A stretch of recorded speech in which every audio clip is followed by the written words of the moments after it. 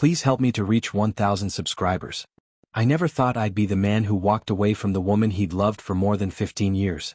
But there are moments when words lose their meaning, and silence becomes the last thing you can hold onto after trust has been completely destroyed. Before we get into it, remember to subscribe and share your thoughts in the comments if you've ever faced the collision of love and betrayal. If you have, know this, you're not alone. Olivia and I were high school sweethearts. She had a laugh that turned heads, the kind that filled a room without trying. When she looked at you, it felt personal, like the rest of the world faded into the background. We grew up together. College side by side. A cramped first apartment. Late nights living on instant noodles and big dreams. We counted every dollar, slowly building toward a future we believed in. 15 years.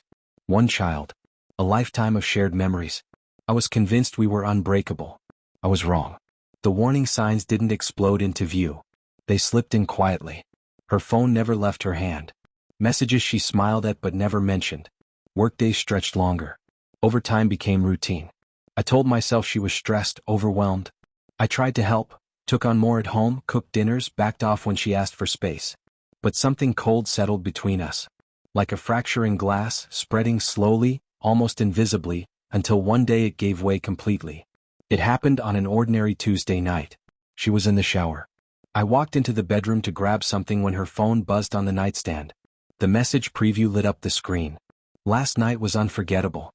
I can't stop thinking about you. The name wasn't familiar. My chest tightened. My hands trembled as I unlocked her phone, a passcode I'd known for years, now feeling like a crime to enter. The truth was right there. Dozens of messages. Some playful. Some graphic. And one photo that erased any hope of denial. She was having an affair. I didn't confront her. I couldn't. Something inside me shut down.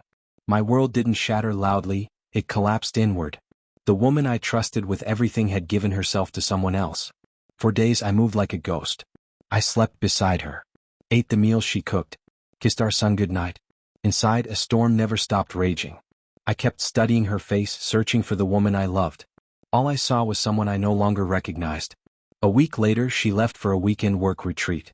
While she was gone, I packed a bag, wrote a note, and left. No shouting. No accusations. No dramatic goodbye. I walked away with the last bit of dignity I had. I relocated to a quiet coastal town 3 hours away. Rented a modest place. Took a job managing a small hardware store. Changed my number. Deleted every social account. I needed to vanish, not just from her, but from the version of myself that had been wrapped entirely around our marriage. Those first months were brutal. Some nights I cried alone, questioning everything. I missed my son more than words can describe. I missed the comfort of routine, even the small things, like the sound of her humming while she cooked. But every time doubt crept in, I remembered that message. That image. That moment. And I stayed gone. Slowly, life softened. Morning walks by the shoreline. Fixing things with my hands. Conversations with people who knew nothing about my past. I wrote letters to my son that I never sent. I wasn't ready yet. Nearly a year later, on a rainy afternoon, there was a knock at my door. When I opened it, Olivia stood there. Rain soaked her clothes, tears streaked her face. She looked thinner. Older. Fragile in a way I'd never seen before. She clutched a damp envelope and searched my eyes like she was trying to confirm I was real. I didn't know where else to go, she said quietly.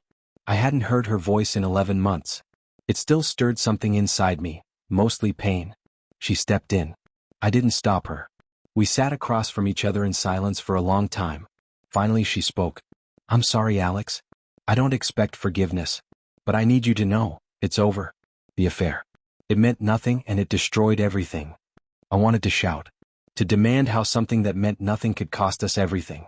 Instead, I asked one question. Why now? Her voice broke. Because life without you has been unbearable. Because the guilt never stopped. Because I still love you. I looked away. You loved me, I said. And you still chose someone else. She nodded as tears fell freely. I don't deserve another chance. But I had to ask. We talked for hours.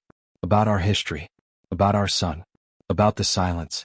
She told me she'd started therapy, that she'd been running from herself for years, that the affair was a symptom of wounds she never faced. I listened.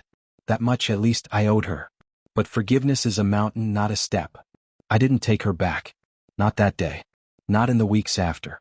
But I didn't shut the door completely either. We moved carefully. Messages. Phone calls. Video chats with our son. I began visiting him again. Being his father, even if I wasn't ready to be her husband. Trust is like glass. Once it breaks, you can piece it back together, but the cracks never disappear. Maybe one day they won't hurt as much. Maybe one day we'll build something new, not what we had but something different. Or maybe we won't. What I do know is this: disappearing helped me reclaim parts of myself I'd lost long before the betrayal. And maybe that's where healing truly begins. Please help me to reach 1,000 subscribers.